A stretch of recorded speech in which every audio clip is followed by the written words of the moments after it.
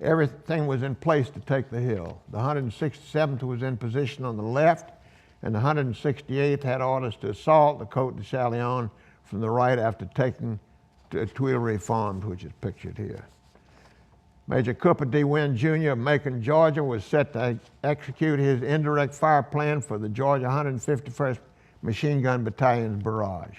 At 10 o'clock, all 64 of the machine guns of the 151st opened fire for 30 minutes over the heads of the attackers.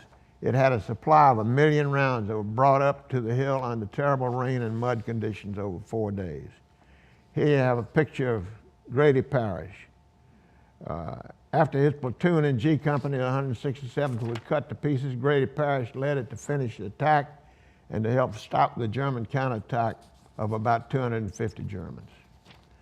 The two regiments, the 84th Brigade, drove the Germans over the hill and down the reverse slope toward Landis St. George. Any German not killed, wounded, or captured promptly ran north.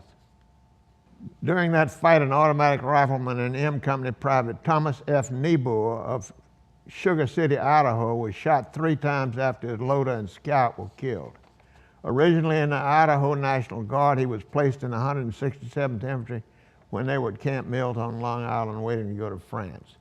Early in the fight, Niebuhr fired 50 rounds of his automatic rifle into about 40 attackers, killing many of them before he was cornered.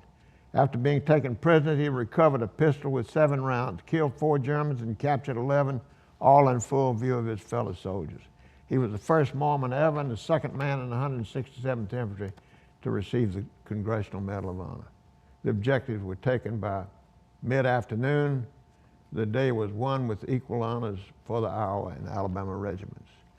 The 167th Infantry had 117 killed and died of wounds, and 550 were wounded. The 168th lost 143 killed and died of wounds, and 566 wounded. A total of 260 killed and 1,120 men wounded in 6 days.